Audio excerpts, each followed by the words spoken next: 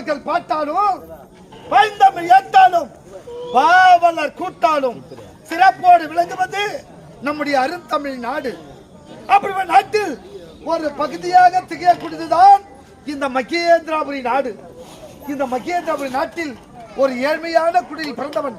எனது பெயரோ சுந்தர். எனக்கோ ஒரே தங்கை, ஒப்பற்ற தங்கை சுகந்தி. நாங்கள் இருவரும் ஏழ்மையான குடியில் பிறந்திருந்தாலும் சந்தோஷமாக வாழ்ந்து கொண்டு வருகிறோம். அனுதினமும் என் அன்பு தங்கையை காண்பது வழக்கம், என் அன்பு தங்கை சுகந்தியை பார்ப்பது வழக்கம். இன்றோ கால தாமதமாகிட்டது. தங்கையை பார்க்க வேண்டும். எப்படி செல்ல வேண்டும்? ஆனந்தமாக ஆடி பாடிக்கொண்டே செல்ல வேண்டும்.